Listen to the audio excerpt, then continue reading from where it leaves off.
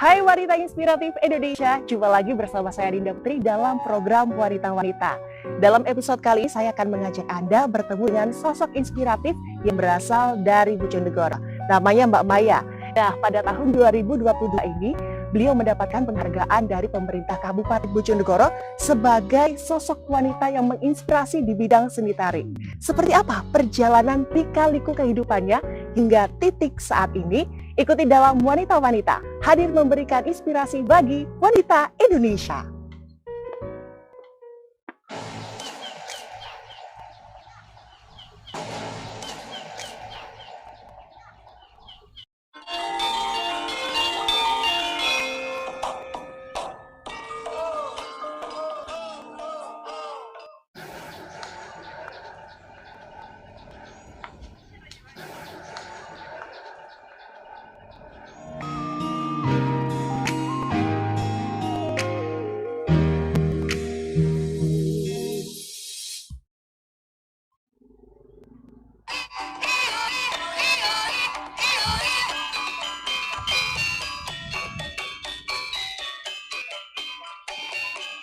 Halo Mbak Maya, Halo. lagi sibuk latihan kayaknya. Iya, mau ada event nih, lomba-lomba di Kabupaten Bojonegoro. Oh iya, kapan?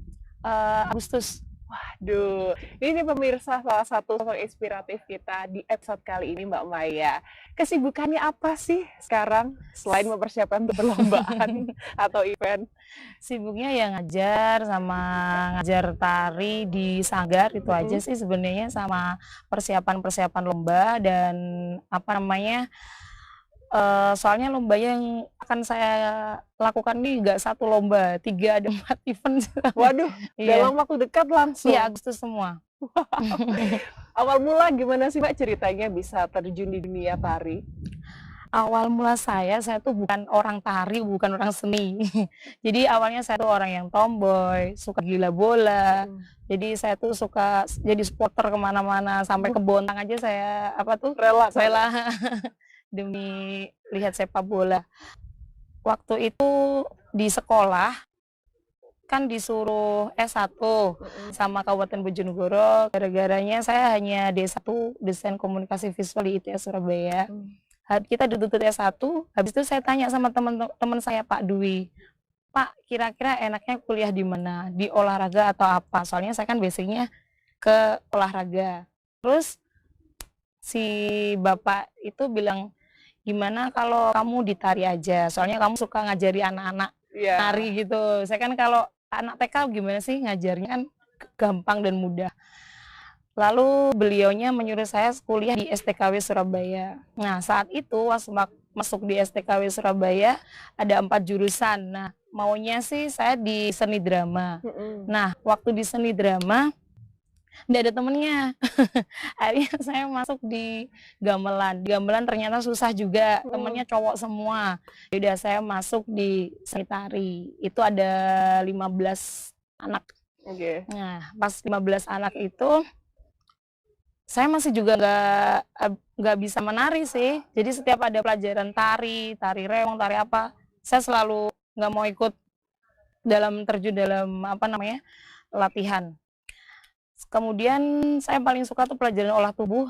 Bapak Lili, dia yang mengenal saya masalah mendak, masalah tumpang tindih dan lain sebagainya. Beliaunya yang mengenalkan saya itu.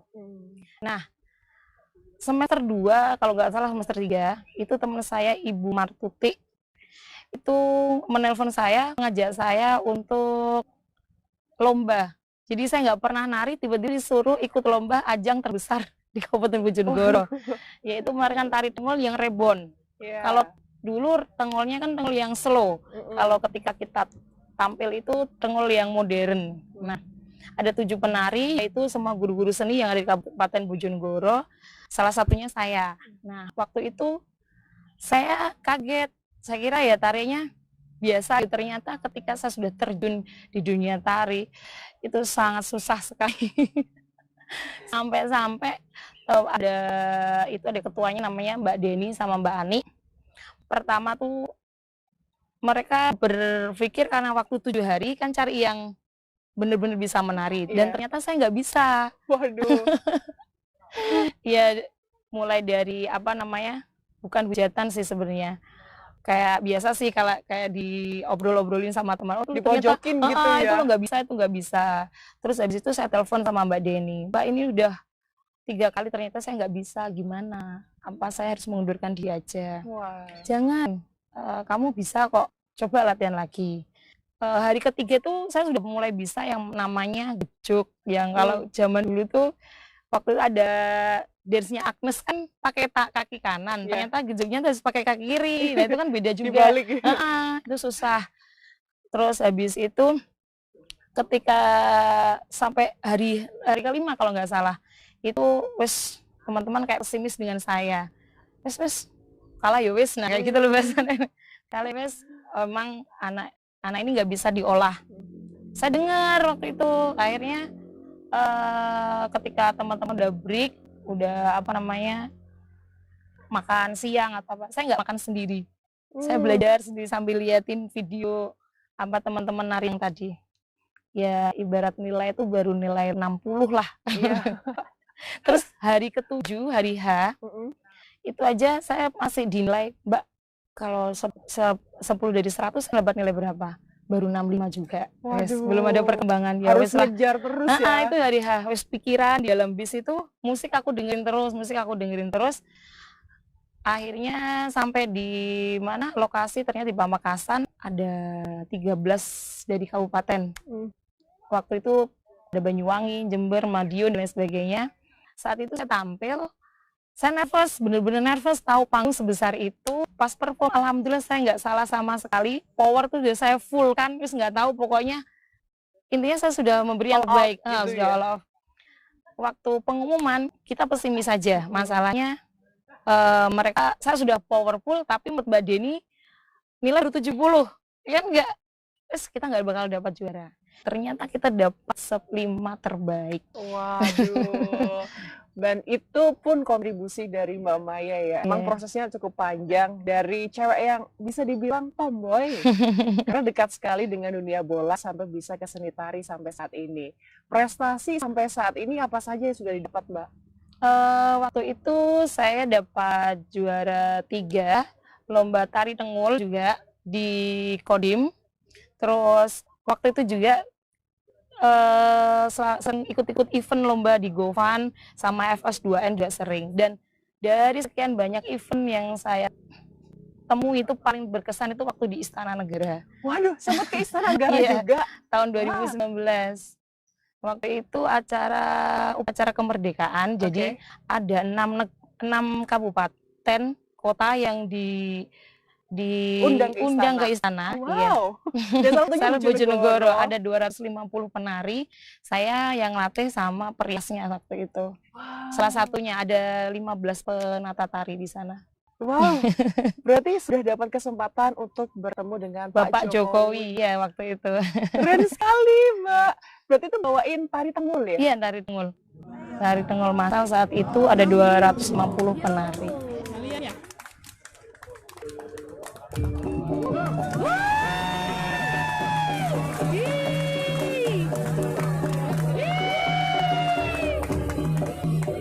Tari Tengul ternyata dikenal oleh Indonesia, bahkan menjadi tari pembuka di Istana Negara. Saya sebenarnya penasaran, ingin mempelajari tari itu juga.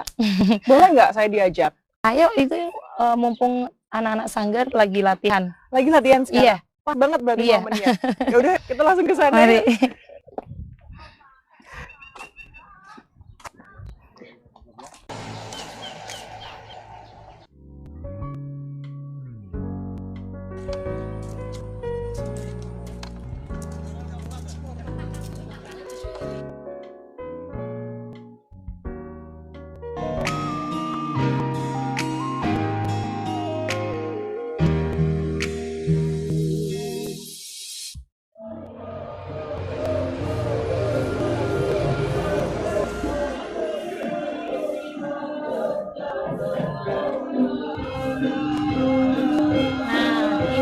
Sanggar saya yang saya terangkan tadi waktu di waduk sana ya, ini sanggar saya.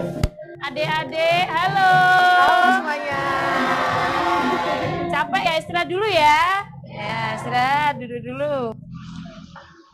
Wah, ramai banget di belakang nih Mbak. Ada berapa orang sanggar ini? Kira-kira 25. Kalau yang ini 25, masih Mm-mm. ada yang belum datang sih, sekitar 50-an menurut saya. Wah, lumayan banyak juga ya. Iya. Diajarin sendiri atau ada tim? Ada tim sih, yang ini saya perkenalkan Bapak Andre. Halo. Nah, dia itu di sini tuh basicnya nggak hanya tari aja, dia yang ngajar pantomim sama seni drama. Oke. Nah, kalau yang ini yang ngajar anak-anak TK, ini Asep namanya. Iya. Udin. Tapi panggilan kerennya apa? Asep. Oke, Iya. Akang Asep. Iya. Berarti ini sanggarnya fokusnya ke arah mana? Kita ke seni, jadi kita fokusnya tari, drama, pantomim, sama musik juga. Oke. Jadi banyak yang diajarkan di sini. Iya. Sejak berapa lama Mbak ini? Saya waktu yang saya ceritakan tadi itu sebenarnya sebelumnya sudah ada, cuma belum ada Fokus nama gitu. atau apa, Oh, belum oke. ada, cuma anak-anak kesini minta diajarin apa atau Bu minta ajarin nari gitu aja doang. Terus lama-lama setelah saya ikut yang dari Pamekasan itu tari tengol, Mbak Denia itu sama Mbak Ani coba dibikin sanggar. Gitu. Oke. Soalnya kan muridnya banyak, tapi hanya sekedar selesai event selesai nggak punya turun temurun gitu. Akhirnya sekitar 2013 saya mulai buka sanggar dan alhamdulillah sampai sekarang berdiri. Dan ini satu-satunya di Kecamatan Kedungadem. Wah. Tari Tengul juga salah satu menjadi ikon Kota Bojonegoro ya. iya. Menceritakan tentang apa sih tarian ini? Kalau tari tengul itu transformasi wayang yang dibuat tarian. Jadi ceritanya tentang gejolan, lucu-lucunya, uniknya, jadi ekspresi-ekspresinya. Mungkin ini juga salah satu penari saya. Sini sama Tiwi, sini Wi. Ini juga pinter ekspresi. Jadi dia bisa memperagakan ekspresi tari tengul. Coba kalau cucu gimana? Tari tengul cucu. Iya. Metode. Ya, manyun. Nah, kayak gitu dia kita pakai ekspresi seperti ini. Nah, meringis. Kurang. Nah, kayak gitu udah kembali. Ini Terima juga, kasih Tiwi. ini kemarin event FS2N alhamdulillah dapat 10 besar. Oke.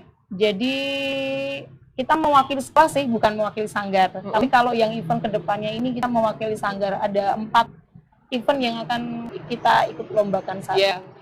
Kalau sanggar sendiri kerjasamanya sama pihak mana saja Mbak? Kalau musik dulu pertama kali saya bekerja sama dengan Reoks Gembong Singojoyo, miliknya Bopo Sugeng yang ada di Desa Panjang. Waktu itu pertama saya hanya musiknya aja. Terus sama Bopo Sugeng, gimana kalau kita kolaborasi Mbak gitu. Jadi sebelum perform Reok, itu anak-anak tampil dulu, kemudian baru tampilan Reok. Oke, jadi ada kerjasama juga ya yang Iya. sudah dijalin gitu. Dari tahun 2013. 2013 sampai sebesar ini sekarang dikenal banyak orang. Ada lika-liku kehidupan, kesulitan apa tuh?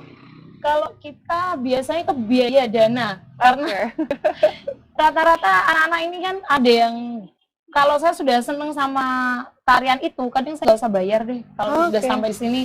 Soalnya eventnya kalau udah lomba, saya nggak pernah mau dibayar. Malah kalau lomba itu saya nggak mau dibayar. Terus untuk segala prepare bagaimana kalau tanpa biaya? Nah itu kemarin kita rundingan sama anak-anak, kita sekalian bayar sendiri apa kita cari sponsor. Nah model-model kayak gitu kemarin minta anggaran sama Pak Lurah sama petinggi-petinggi di sini. Karena apa ya, kalau di situ bayar ya mohon maaf, kebanyakan ekonomi kita kan menengah ke bawah semua, jadi mau masuk aja mereka tanya, Bu bayarnya berapa? Saya hanya menarik 5.000 per datang, itu paling murah dari pelatih tari yang lainnya. Sampai saya diginin mateni pasaran gitu. Iya. Karena memang perbandingannya dari kecamatan lainnya juga ya. Kalau kecamatan lain itu ada yang 50 per datang, ada 100.000 per datang, saya cuma 5.000. Untungnya banyak support yang datang, bantuan ketika persiapan mau lomba begitu. Banyak sekali dari pemerintah setempat ini selalu mendukung. Iya. Tapi pemirsa ternyata Mbak Maya ini nggak cuma sibuk ngajar loh, ada kerjaan lain ya. Apa saja itu Mbak Maya? 2018 saya diangkat jadi komite di SDN 3 Kedungadem, sama saya menjadi sekretaris Yayasan Pendidikan Dirgahayu Kedungadem. Nah itu. Waduh, Jadi cukup padat ya. Iya, Selain ngajar di Sanggar sendiri, ngajar di tempat lain, jadi komite dan sekretaris. sekretaris yayasan. Dan kemarin tuh ditawari teman jadi TL juga sih, dan lebih nyaman jadi TL juga di sana waktu itu. TL? Floor leaders itu loh. Wow, ternyata Mbak Maya ini juga sibuk sekali. Bagi waktu gimana caranya Mbak? Apalagi Sanggar ini harus di-manage ya tiap hari ya. Kalau tour leader kan musiman tuh Mbak, kalau liburan aja. Jadi kalau pas liburan nanti sama Pak Andre, sama Pak Udini, Mas Udini ini yang megang. Ketika saya travel, nanti kalau pas nggak musiman ya saya ikut terjun ini. Mbak, saya tuh sebenarnya selain kepo sama sanggarnya, saya juga pingin diajarin beberapa gerakan mungkin ya, barengan sama adik-adik nanti ya. Saya boleh diajarin? Nari bareng boleh? Bentar lagi kita bakalan praktek ya untuk nari bareng gitu ya. Nari tengol aja ya? Kayaknya saya tuh dari awal ngelihat udah pada semangat. Ada jargonnya ya? Oh ada. Gimana tuh jargonnya tuh? Boleh langsung ngomong ke pemirsa, nanti langsung disebutin sama yang lain. Oke, kita panggil ya. Ya. Sanggar Gaseka, Gerakan Seni Kedomade. Skubidu-bidu.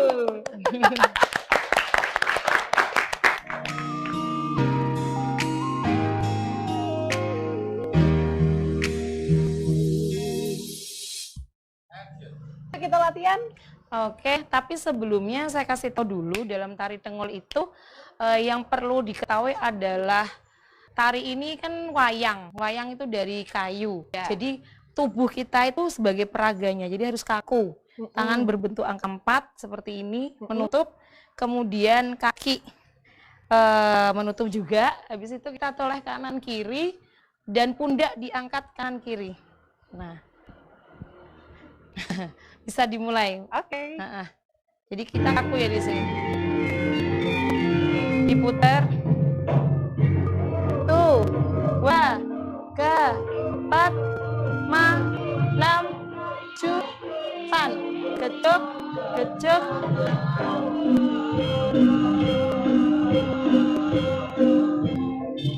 Tarik. Kecuk ya.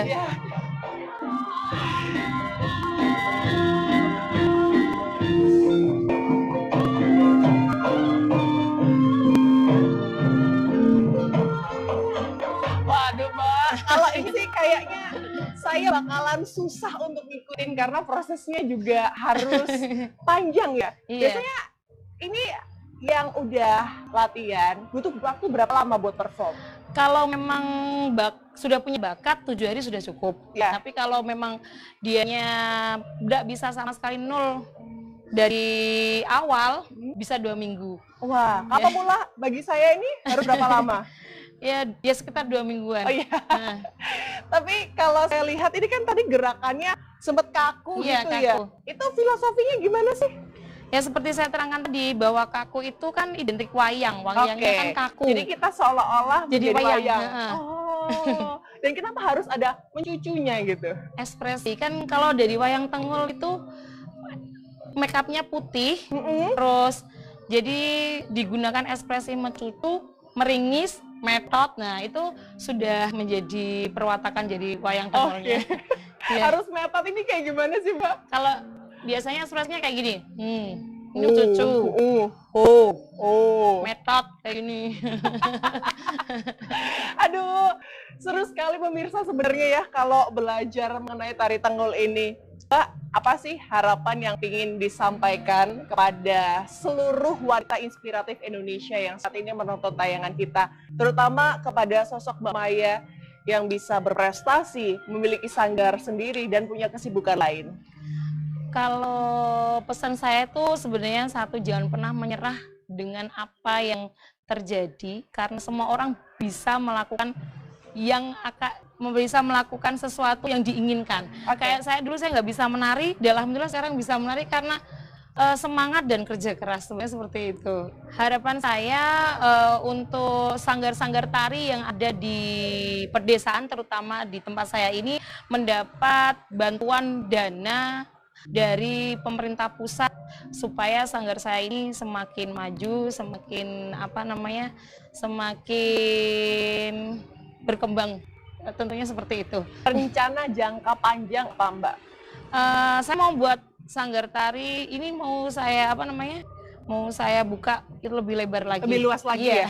Jadi pemirsa di area depan ini cukup luas ya. Semoga apa yang diinginkan Mbak Maya ini bisa terkabul, terutama untuk bantuan dana dan juga support dari pemerintah tempat. Dan pastinya saya berharap juga sanggar ini semakin berprestasi ke depannya.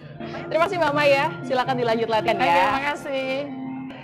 Sosok inspiratif kita hari ini yaitu Mbak Maya memberikan kita pelajaran bahwa ternyata passion itu bisa dilatih loh. Dulunya adalah wanita yang tomboy, sekarang bisa menghasilkan sanggar yang luar biasa dan bisa mengajarkan murid-murid di belakang saya ini. Semoga tayangan ini bisa menginspirasi Anda seluruh wanita Indonesia. Masih ada sosok inspiratif lainnya di episode berikutnya. Makanya saksikan terus wanita-wanita hadir memberikan inspirasi bagi wanita Indonesia.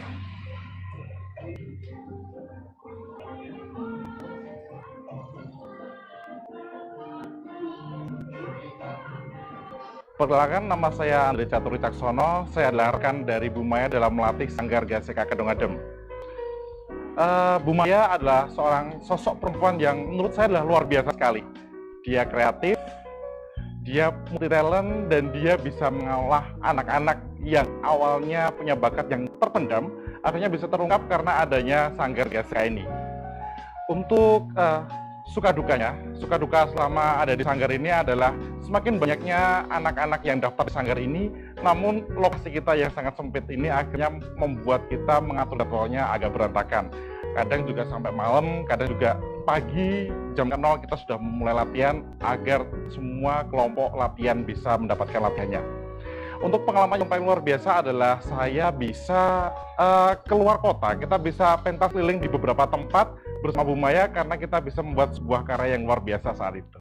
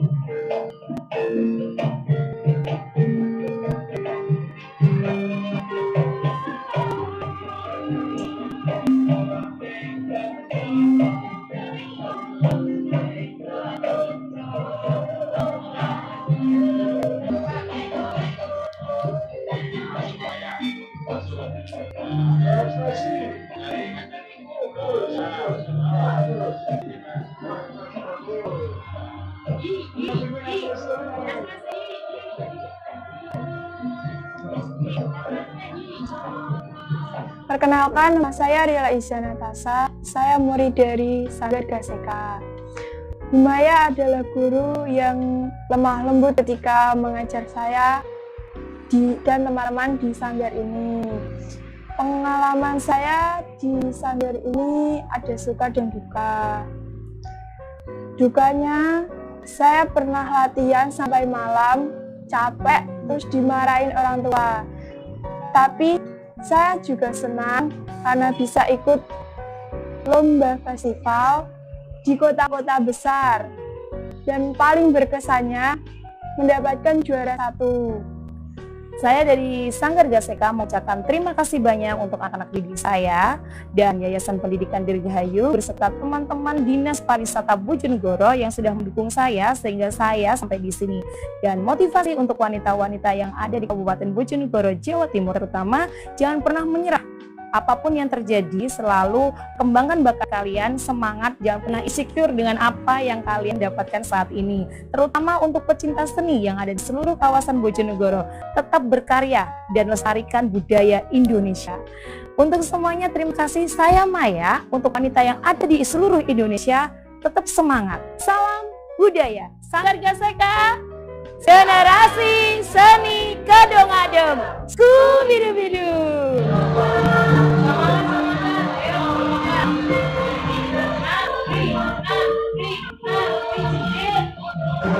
Terima